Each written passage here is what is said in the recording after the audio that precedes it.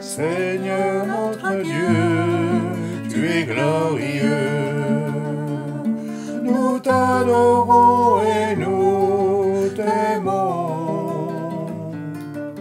Que ton règne s'établisse sur la terre. Que tes œuvres proclament ta grandeur. Nous te bénissons, Dieu Tout-Puissant. Tu es vivant et tu reviens. Nous te bénissons, Dieu Tout-Puissant. Ton règne est éternel. Seigneur notre Dieu, tu es glorieux. Nous t'adorons et nous t'aimons. Que ton règne s'établisse sur la terre. Que tes œuvres proclament ta grandeur. Nous te bénissons, Dieu Tout-Puissant. Tu es vivant et tu reviens. Nous te bénissons, Dieu Tout-Puissant. Ton règne est éternel. Incrédulité. Fidélité de Dieu, oui, mais incrédulité souvent de son peuple. Oui, on croit en Dieu, sûrement qu'il y a un Dieu quelque part. Et on forme ce Dieu, on façonne ce Dieu. On le façonne à notre imagination, à quelque chose qui, ça va, ça pourrait me suffire, ça pourrait me convaincre. Nous sommes souvent, il est vrai, je pense, incrédules. Oui, les histoires faciles, on les connaît, on les croit, hein. Mais nous sommes souvent incrédules. Et on est incrédule d'autant plus facilement que ces choses-là n'existent pas dans la vie tous les jours. Commémoratif ou incrédulité de Dieu, ou incrédulité de moi, de nous, incrédulité de son peuple. Écoutez ce verset de Jean 17, verset 4. Jésus dit, « Je t'ai glorifié sur la terre. Je t'ai glorifié sur la terre. » Alors, on ne connaît pas tout ce que Jésus a fait, mais si on lit les évangiles, on en connaît quand même déjà un bout. Et on sait surtout comment sa vie s'est terminée. Et comment il est aussi apparu à quelques disciples. « Je t'ai glorifié sur la terre. J'ai achevé l'œuvre que tu m'as donnée à faire. » J'ai achevé l'œuvre que tu m'as donnée à faire. Il n'y a plus rien à ajouter à tout ça. Nous avons tout. Et maintenant, toi, Père, glorifie-moi, et c'est mon verset clé pour ce jour, glorifie-moi auprès de toi-même, de la gloire que j'avais auprès de toi avant que le monde soit. Glorifie-moi, dit le Christ. Eh bien, si nous croyons dans ce Christ-là, on pourrait se dire, ben, nous sommes des chrétiens de béton, hein, il n'y a rien qui va nous faire vaciller. Et pourtant, si autrefois les églises étaient remplies, hier on s'est un peu promené et on a vu à droite à gauche des églises sont toutes fermées tout le temps. Et en même temps que je les vois fermées, j'ai dit, mais fut un temps, ces églises étaient remplies de gens. Les gens allaient à l'église. Qu'on les appelle catholiques ou autre, c'est pas important, mais ils allaient à l'église. Ils se retrouvaient. Et aujourd'hui, qui va encore à l'église? Il y en a encore, bien sûr. Il y a encore des églises ouvertes. Mais tellement peu. Et pourtant, les gens disent, oui, moi je crois en Dieu, vous savez pas, je crois en Dieu, enfin bon, encore, il faut relativiser tout ça. Bon, il n'y a plus d'assurance, il n'y a plus de certitude, il n'y a plus de conviction. Et il n'y a pas de conviction parce qu'il n'y a pas de prédicateur, il n'y a pas de prédicateur parce qu'il n'y a pas de conviction. C'est une boule sans fin. Et puis nous qui croyons, qu'est-ce que nous croyons dans le fond? Est-ce que nous croyons parce qu'on est plutôt du style croyant, on a une petite religion sympa et tout, ou est-ce que nous croyons vraiment parce que quelque chose s'est passé dans ma vie? Alors nous allons un peu voir qu'est-ce qui peut se passer dans ma vie. Est-ce que je suis quelqu'un qui commémore l'œuvre du Christ dans ma vie? Ou est-ce que je suis quelqu'un qui manifeste plutôt un peu d'incrédulité? On est encore un peu croyant, mais on va encore à l'église et tout ça, mais enfin bon, voilà. Incrédulité, commémoration. Jean 17, verset 4. Dit Jésus parle. Je t'ai glorifié sur la terre. Je t'ai glorifié sur la terre. Il suffit de lire un peu l'histoire de Jésus, qu'on connaît tous à peu près, et surtout comment il s'est terminé, comment il est ressuscité, mais oublions la résurrection. Je t'ai glorifié sur la terre, j'ai achevé l'œuvre que tu m'as donnée à faire. Et maintenant, toi, Père, glorifie-moi auprès de toi-même de la gloire que j'avais auprès de toi avant que le monde soit. Oh. Jésus, il est quand même dynamique et il ose quand même faire ce genre de prières qui nous sont rapportées dans la parole de Dieu. Parce que c'est ce Jésus-là que nous aimons. C'est pour lui que nous sommes là aujourd'hui. Hein. Mais si je suis là pour Jésus tel qu'il le déclare au travers des évangiles, quelle est la puissance, la force de ma foi?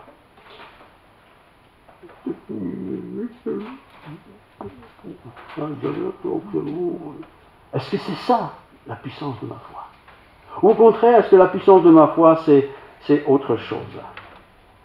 Je trouve qu'il y a beaucoup d'incrédulité chez les croyants. Les non-croyants n'ont pas de problème, ils ne croient rien. C'est tout simple, ils ont réglé le problème. Ça ne veut pas dire qu'ils ne croient rien, mais enfin, ils le disent, ils ne croient rien. Voilà, c'est réglé, pas de compte à rendre à personne. Mais ceux qui vont à l'église, n'importe quel genre d'église d'ailleurs, ils sont toujours en face d'un prédicateur qui a l'air convaincu de ce qu'il raconte. Encore qu'il y en a qui ont l'air convaincus qu'ils ne le sont peut-être pas. Ils chantent bien, tout le monde chante, et voilà, c'est bien, c'est bien. Mais on va rentrer chez soi, à peine chez soi, on va déjà râler parce que la cuisine n'est pas prête, parce que le repas n'est pas ce que je voulais, et puis demain il faut aller travailler, etc., etc., etc. Alors j'ai chanté, gloire à Dieu, tout va bien, j'ai remercié Dieu parce qu'il est avec moi, etc., etc. Et pourtant, c'est si difficile. Dieu, dans la personne de Jésus-Christ, n'a jamais failli une seule fois à ses promesses. Pas une fois. Tout ce qui a été proclamé dans l'Ancien Testament a été accompli dans le Seigneur. Tout, absolument tout. Et croyez-moi, il y a des spécialistes qui ont regardé ça de près. Hein. Mais honnêtement, avec vous, je dois dire que moi j'ai aussi fait des promesses dans ma vie que je n'ai pas tenues. Pas que j'avais l'intention de ne pas les tenir, mais je ne les ai pas tenues parce que les circonstances ont fait que je ne les ai pas tenues. Mais, tu dis que tu es prédicateur, tu prêches la vérité, enfin tout ça, et puis tu as fait une promesse. Tu m'as dit que tu serais là à 4 heures, tu n'étais pas là à 4 heures. Mais si Dieu est comme ça avec nous, alors là, on ne peut pas trop compter sur Dieu. Nous sommes travaillés souvent par l'anxiété. On est croyant, ah oui, il n'y a pas de problème. On est croyant. Mais l'anxiété parfois nous prend. L'idée que si je meurs, après tout, il n'y a jamais personne qui est revenu de là-haut. Et si tout ça c'était des histoires? L'anxiété, ça peut parfois nous prendre, vous savez. On est parfois, en tant que chrétien même, secoué par des suspicions. On se dit, oui, mais c'est écrit, c'est vrai que c'est écrit, mais c'est quand même des gens qui ont écrit ça. C'est vrai qu'il y a eu une foule qui a été nourrie avec 5 pains et 2 poissons, mais après tout, on a des images de ça. Est-ce qu'il y a une chaîne de télévision qui a filmé ça? Non. C'est peut-être un peu exagéré. Il y a peut-être eu 15 poissons et 5 personnes. On a exagéré. Traverser la mer Rouge, oui, d'accord, mais depuis lors, la mer Rouge est toujours restée à la même place, personne ne la traverse. Et ainsi de suite, et ainsi de suite, et ainsi de suite. Quel genre de chrétien suis-je dans ma foi? Je pense qu'en tant que chrétien, même honnête, vrai chrétien, authentique, qui aime le Seigneur, on n'est pas parfois, je vais dire, travailler dans nos anxiétés, quoi. Bon, oui, dans une funéraille, par exemple, de quelqu'un, on va dire, ouais, mais si c'est moi la prochaine fois, est-ce qu'on va vraiment au ciel? C'est vraiment vrai, cette affaire-là? Et on devient anxieux. Alors, comme on est bon chrétien, on ne le dit pas, parce que sinon, ça ne se fait pas. Mais quand on est tout seul, on y pense. Et on est anxieux, on est stressé. On n'arrive plus à se porter malade, de s'épanouir, d'être confirmé, engagé de plus en plus dans la foi.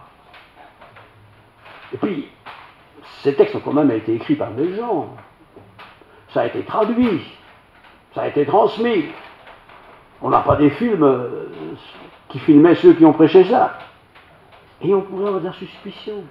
On parle de Dieu, mais oui, mais qui a vu Dieu en fin de compte? Et puis, il y a en nous aussi cette crainte de la mort éternelle. Certains disent, moi je crains pas la mort, moi pas de problème. Ah oui, quand tu as 15 ans, tu peux le dire. Mais quand il y a 60 ans, 70 ans, tu dis, bah, c'est peut-être mon tour la prochaine fois, est-ce qu'on est encore si gaillard que ça, hein? Soyons honnêtes, hein. Il ne faut pas me répondre, hein. Réfléchis, soyons honnêtes. C'est pas ça. Notre Dieu serait-il en fait un mirage? Quelque chose que les gens au cours de l'histoire auraient inventé pour calmer le jeu, quoi. Pour donner de l'espérance dans le travail, dans la vie. Ça vaut la peine de le faire, hein. Tu auras une belle vie, une belle pension et tout ça. Et si tout ça était faux? Si tout ça était de la magouille pour tenir les gens soumis à des règles? Alors bien sûr, il y a beaucoup de religions dans le monde, tout le monde sait ça. Alors, laquelle dans le temps, elle serait la bonne? Pourquoi la mienne c'est la meilleure que celle du voisin? C'est quoi ça? C'est différent, ça. Est-ce que c'est du commémoratif qui nous est raconté dans la Bible? On commémore l'événement de la crucifixion, par exemple, c'est pas Jean qui a été crucifié. Ou bien, est-ce que c'est de l'incrédulité de ma part? Et c'est souvent de l'incrédulité de ma part. Je veux bien croire beaucoup de choses de la Bible, mais que quelqu'un qui est mort depuis 3 jours et qui sent déjà mauvais, la pourriture, puisse revivre sans conséquence sur son corps, là je pense qu'on a un peu exagéré. On ne dit pas que je ne le crois pas, parce que sinon on n'est pas un bon chrétien, mais je ne le crois quand même pas. Surtout qu'après il serait ressuscité par-dessus le marché. C'est qu'il n'était peut-être pas mort après tout. Vous voyez, quand on réfléchit un peu à notre foi, est-ce que nous avons vraiment une foi bétonnée dans le commémoratif que la Bible nous donne de lui? Je relis ce verset. 17,4, Jean 17,4. Je t'ai glorifié sur la terre. Jésus, hein? Je t'ai glorifié sur la terre. J'ai achevé l'œuvre que tu m'as donnée. Et maintenant, toi, Père, glorifie-moi auprès de toi-même de la gloire que j'avais auprès de toi avant que le monde soit. Avant que le monde soit, Jésus était là, il existait, mais si c'est avant que le monde soit, ça veut dire c'est loin dans l'histoire du temps, hein? Et c'est lui qui est venu sur la terre. Et c'est lui qui est mort sur la croix, qui est mort sur la croix pour tous ceux qui veulent bien l'accepter. Mais ça, quand même, il faut l'accepter, il faut le comprendre. Il faut que notre cœur, notre cerveau l'assimile. Mais c'est tellement contre nature, contre réalité, qu'honnêtement, on a parfois difficile. On aime le commémoratif. Bon, toutes les églises, quelles qu'elles soient, on parle de Dieu, hein, pas de problème, on commémore toutes ces choses-là. Mais être convaincu que c'est vraiment comme ça, être vraiment convaincu que quand je vais mourir, je serai près de Dieu ou pas, ça, on préfère ne pas trop en parler. On en parle de temps en temps qu'à un enterrement, mais on ne reste pas trop longtemps parce que c'est un peu pesant, ça. C'est difficile. Pourtant, Jésus dit, j'ai gravé mes paroles dans ton cœur. J'ai gravé, ça fait des marques, hein, dans mon cœur, dans ma vie. Je ne sais pas vous, mais quand j'ai donné ma vie à Dieu, j'étais petit, j'avais 3 ans, je ne comprenais pas tout, mais j'avais 3 ans, j'avais bien compris ça. Mon père prenait beaucoup de temps avec moi. Et puis j'ai grandi, et puis voilà, je suis toujours là, aussi bien croyant qu'autrefois et même davantage. Je crois ça. Mais est-ce que ça veut dire que moi je suis de béton, et qu'il ne m'arrive pas un jour ou l'autre de dire, ouais, et si tout ça n'était que rien du tout, du vent? J'ai gravé, dit le Seigneur par ses paroles, j'ai gravé dans ton cœur ma personne. Je t'ai fait connaître. C'est pas parce que j'ai lu un beau livre qui s'appelle la Bible, c'est pas parce que ceci ou parce que cela. Je t'ai gravé dans mon cœur. Je l'ai gravé cette idée de Dieu dans ton cœur, dans ton âme. J'ai gravé mon image. Non, il n'y a pas d'image de Dieu. Il ne faut pas se représenter Dieu. Mais on peut être gravé de l'image de Dieu au travers de la sainte parole. Pas comme un monsieur d'1m85 haut musclé que pas possible, beau garçon, c'est pas de ça qu'on parle. Mais ce qu'il a dit, ce qu'il a dit. J'ai gravé ton cas, notre cas à chacun, dans mon livre de vie, à lui, à Dieu. Alors si je suis pas bien, je suis fragile, je suis malade, je cherche du travail, j'ai perdu des membres de ma famille, enfin toutes ces choses-là, je les ai gravées dans mon livre. Et Dieu ne regarde pas son livre une fois tous les 15 ans, il les entretient tous les jours, tout le temps. J'ai même gravé, attention, tes péchés dans mon livre. Mais, bonne nouvelle, quelqu'un qui se donne au Seigneur, qu'est-ce qui se passe? J'ai effacé ton péché. Il n'y aura pas dans le livre de Dieu, à la page André Cole, c'est moi, péché, c'est pas un livre qu'il devra avoir. C'est une bibliothèque entière. Et pourtant, il les a effacés.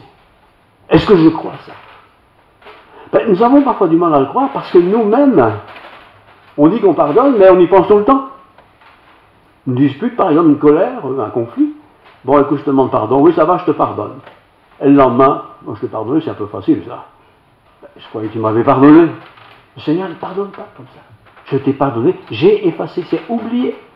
Mais, nous arrive souvent de repenser à notre péché.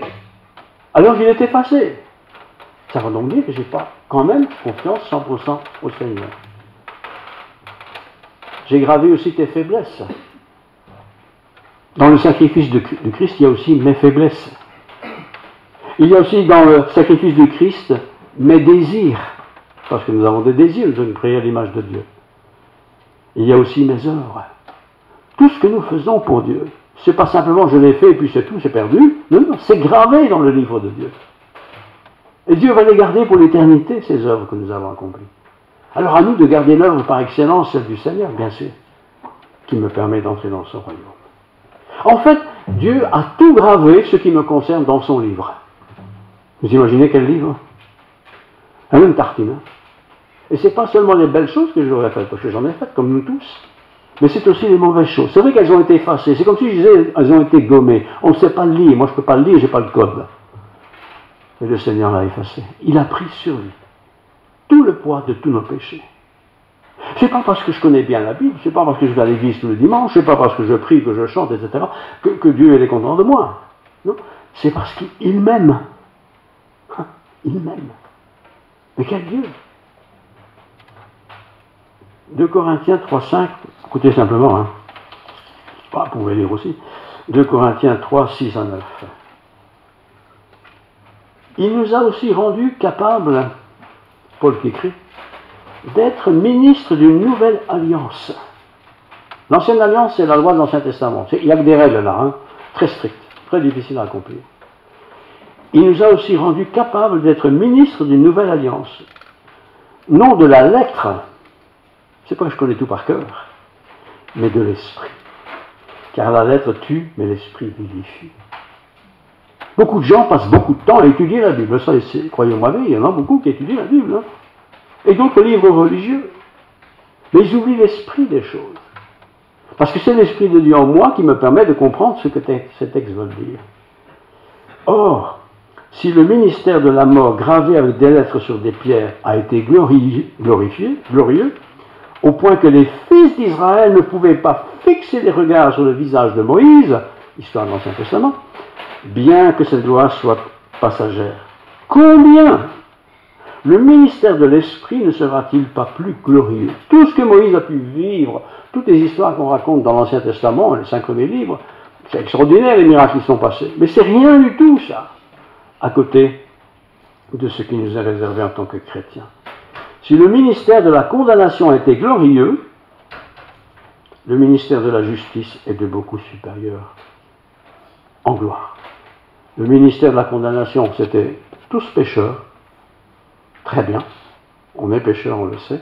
Mais alors le ministère de la justice est de beaucoup supérieur à cela. C'est-à-dire que le sacrifice de Jésus-Christ, c'est bien autre chose que simplement une loi qui a été donnée par Dieu, hein, l'Ancien Testament, les 5 premiers livres de la Bible, et les 10 commandements en particulier. C'est bien autre chose que tout ça. J'ai gravé ton cas. Ton, c'est chacun de nous, dans mon livre de vie. Vous imaginez ça? Dans le livre de mort, je n'y suis plus, parce que j'ai mon nom qui est effacé. Je ne suis plus là parce que j'ai accepté Christ dans ma vie. Dieu ne va pas aller revoir son livre ancien, numéro 1, ou 2, ou 3, avec mon nom. Ah ouais, c'est André Coach, tricheur à tout le temps. Ça n'existe plus, c'est effacé. Mais j'ai mon nom écrit dans son livre de vie. Et ce n'est pas un livre de vie qui change toutes les semaines en fonction de ce que j'ai fait ou pas fait. C'est le livre de vie. Je suis donc vivant pour le Seigneur. J'ai gravé ta personne dans mon livre de vie. J'ai gravé ton image dans le livre de vie. J'ai gravé ton cas dans le livre de vie. J'ai gravé les circonstances de ta vie dans mon livre de vie. J'ai gravé les péchés, les tentations que j'ai effacées par mon sacrifice dans mon livre de vie. J'ai gravé tes faiblesses, j'ai gravé tes désirs, j'ai gravé tes œuvres, et je pourrais certainement allonger la liste. Tout ça a été écrit dans le livre de vie. J'ai gravé en fait tout ce qui te concerne. Vous savez, quand vous allez chez le médecin, vous avez déjà été 5 fois, il regarde son ordinateur, et qu'est-ce qu'il voit? Ah oui, vous avez déjà eu ça, il y a eu ça, je vous donne ça. Seigneur, c'est pas comme ça. C'est pas comme ça du tout. C'est pas comme ça du tout parce que dans son livre de vie, dans lequel mon nom est écrit, qu'est-ce qui est aussi écrit par rapport à ce nom? Je vous le lis dans 2 Corinthiens 3, 6 à 9. Je relis. Il nous a rendus capables d'être ministres d'une nouvelle alliance. Je ne suis plus avec les médicaments de grand-mère, ou de Pépé, ou de Mémé, ou du 1er siècle. Je vous ai rendu capable d'être ministre d'une nouvelle alliance, non de la lettre, c'est-à-dire des lois, des règlements et tout ça, mais de l'esprit. Car la lettre tue, mais l'esprit vivifie. En catégorie, la lettre tue, mais l'esprit vivifie. Quand je suis sous la lettre, c'est-à-dire les points de virgule, les apostrophes et tous ces détails, ça me tue, ça. Mais l'esprit vivifie, ça donne vie, ça alimente la vie. Or, si le ministère de la mort gravé avec des lettres sur des pierres a été glorieux, au point que les fils d'Israël ne pouvaient fixer les regards sur le visage de Moïse, Moïse qui avait été en présence de Dieu, ne pouvaient pas le voir tellement c'était flashant, hein, à cause de la gloire de son visage, bien que cette gloire ait été passagère. Combien le ministère de l'Esprit, ça c'est pour nous chrétiens, combien le ministère de l'Esprit ne sera-t-il pas plus glorieux? On peut se faire des images de Jésus, mais on n'a pas ces images. Et Jésus n'est pas venu pour montrer des images. Il est venu pour que nous changions de vie. Et quand il change nos vies, il n'impose pas, il propose. Et il donne la voie à suivre. Alors en même temps qu'il propose cela, il me donne une vie glorieuse, pas minable. Les gens vont peut-être dire que c'est minable. Mais on n'est pas là pour écouter les gens, on est là pour écouter Dieu. Si le ministère de la condamnation était glorieux, tous ont péché, tous sont privés de la gloire de Dieu, c'est glorieux ça, c'est radical. Le ministère de la justice est de beaucoup supérieur en gloire. La loi, quand on lit la loi de l'Ancien Testament par exemple, les commandements quoi, on se dit mais c'est impossible de respecter ça, c'est impossible, en tout cas pas tous les jours. Hein. Mais par contre, le ministère de la justice est de beaucoup supérieur en gloire. Alors être chrétien, c'est de beaucoup, quand je dis être chrétien, ce n'est pas être chrétien catholique protestant, c'est être enfant de Dieu, racheté par l'œuvre de Christ. C'est de beaucoup plus glorieux. On n'est pas des minables, hein. C'est glorieux, quoi. J'ai gravé ta personne, j'ai gravé ton image, j'ai gravé même ton cas, là, très spécial. J'ai gravé les circonstances de ta vie. J'ai gravé tes péchés, j'ai gravé tes tentations, j'ai gravé tes faiblesses, j'ai gravé tes désirs, pas toujours très nets. J'ai gravé même tes œuvres. Tout ça, je l'ai gravé dans mon livre. Dieu sait tout. Absolument tout. En fait, j'ai gravé tout ce qui te concerne, quoi. L'ordinateur de Dieu, c'est pas l'ordinateur du médecin du coin, hein. C'est surtout pas le mien. Je t'ai gravé. Et j'ai gravé tout ce qui te concerne. Alors, c'est pas la peine de tricher avec Dieu, c'est pas la peine de dire rien dire, on ne saura pas. Dieu, c'est tout. C'est tout. Et je peux lui faire confiance. Alors, pourquoi est-ce que tout ça est possible? Pourquoi moi je serais privilégié? Eh bien, je vous lis encore 2 Corinthiens 3, 6 à 9. Hein. Il nous a aussi rendus capables d'être ministres d'une nouvelle alliance. Nouvelle alliance. Ah, il y a une ancienne alors, oui. Non de la lettre, mais de l'esprit. Car la lettre tue, mais l'esprit vivifie. Si je m'attache qu'au règlement, au commandement ou à toutes ces choses de la Bible, bah, écoutez, je suis frustré du matin au soir. Hein. N'ayez pas de mauvaises pensées. Allez, sur une année, vous n'avez pas eu une mauvaise pensée? Elle va dire, oui, j'ai déjà eu une mauvaise pensée. Bon, d'accord. Sur un mois, vous n'avez pas eu une mauvaise pensée? Bah, si, quand même. Sur une semaine, sur une journée, sur 5 minutes, nous avons des mauvaises pensées. Les mauvaises pensées, c'est tout ce qui est contre Dieu, quelque part. Tu critiques sa créature, mon prochain. J'ai une mauvaise pensée, là. Quoi, tu critiques ce que Dieu a fait? Avec Dieu, c'est très différent. Or, si le ministère de la mort gravé avec des lettres sur des pierres ont été glorieux, au point que les fils d'Israël ne pouvaient fixer les regards sur le visage de Moïse. Moïse est allé sur la montagne, il a reçu les commandements de Dieu, il est descendu avec 2 pierres, 2 tablettes de pierre. Il était tellement brillant au niveau lumineux, parce qu'il avait été dans la présence de Dieu, que tout le peuple s'est mis à se taper la poitrine. Mais nous, on est toujours aussi moches, quoi. On est toujours aussi moches. On n'est pas là pour prétendre que nous sommes plus lumineux que les autres, hein. Mais quand même, le Seigneur a changé ma vie.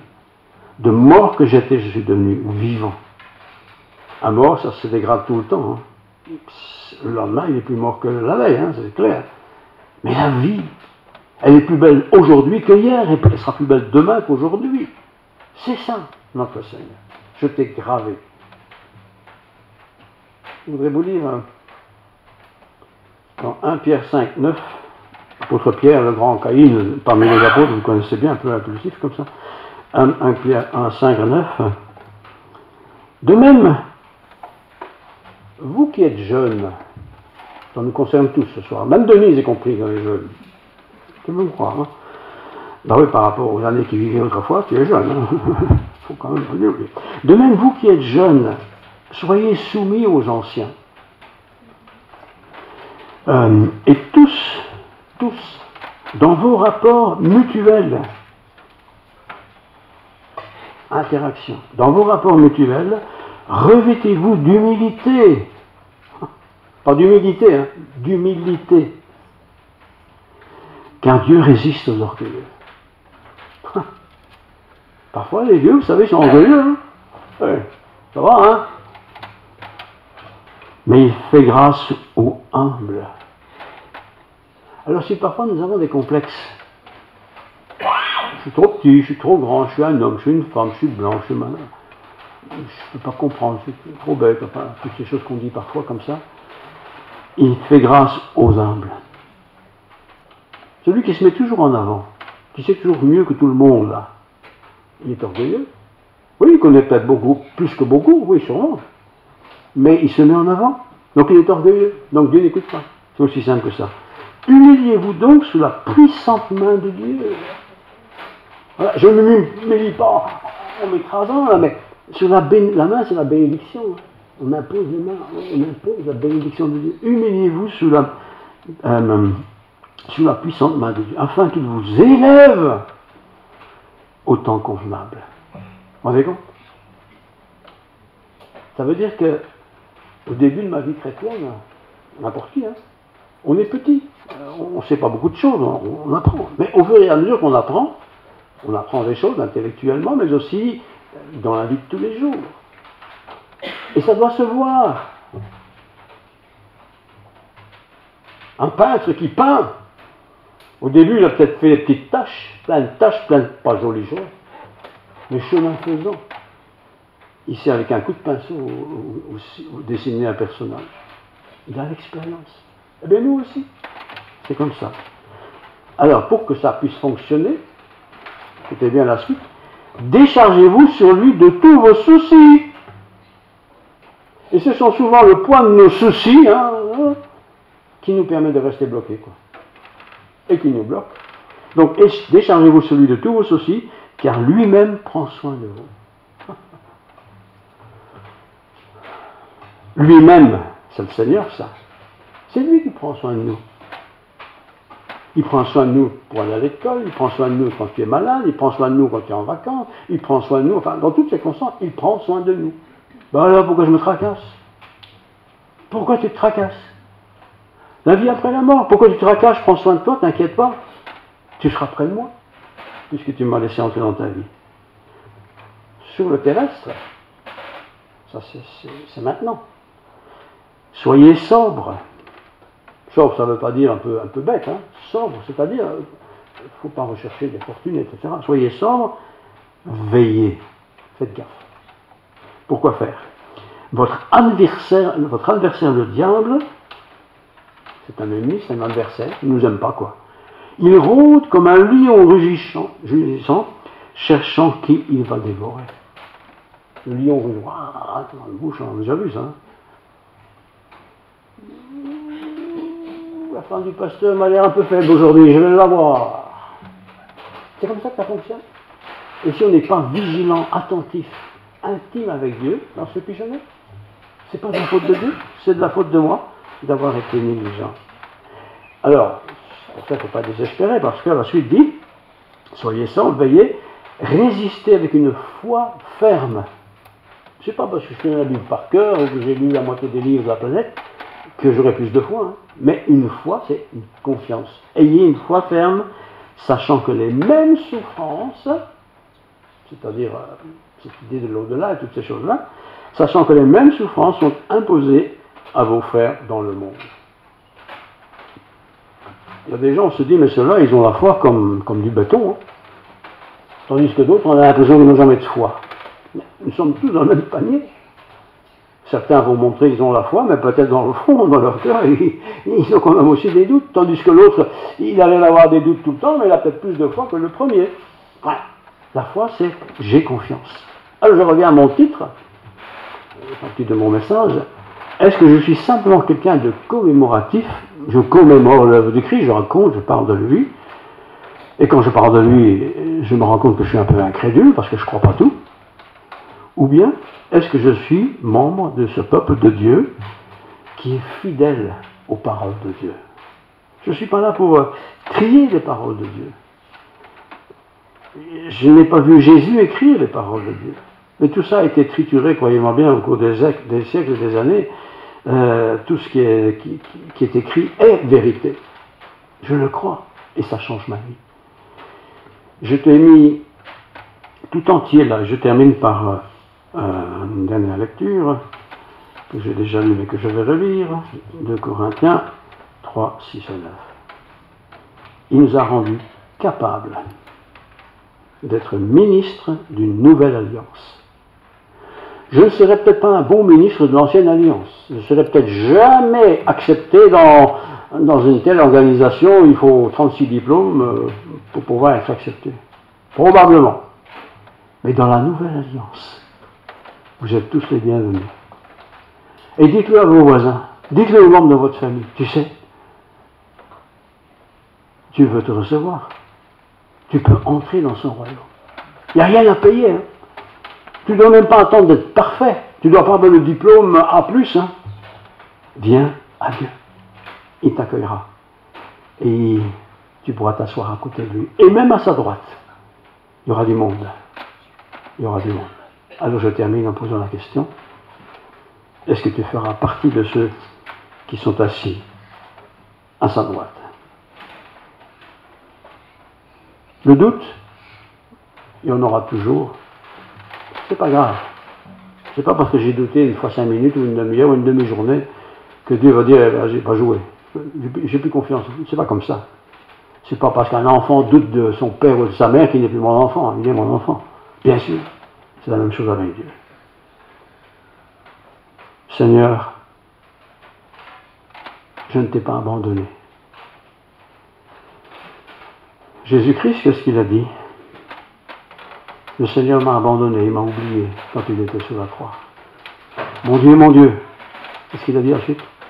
Pourquoi m'as-tu abandonné? Le seul être humain, je termine là, qui ait pu dire ça, qui pouvait le dire, c'était le Christ. Il a vraiment été abandonné par Dieu. Pourquoi? Parce qu'il a pris le poids de tous les péchés de tous les hommes de tous les temps. Et il y avait tellement de péchés, si on peut dire ça comme ça, qu'il a été abandonné de Dieu. Il a été sacrifié. Mais il est ressuscité en nouveauté de vie. Nous, ce n'est pas la même chose. Nous ne sommes pas parfaits, ça nous le savons tous. Nous péchons parfois, eh bien nous confessons nos péchés. Voilà, je n'aurais pas dû, je l'ai fait, pardon, je me suis désolé. Si ça concerne quelqu'un, allez le trouver aussi, comme ça, ce sera parfait. Voilà. Mais ne restons pas dans l'incrédulité. On dit, bon, c'est pas grave, lui aussi il fait ça. Non, il ne faut pas fonctionner comme ça. Il faut fonctionner comme le Seigneur me demande de le faire.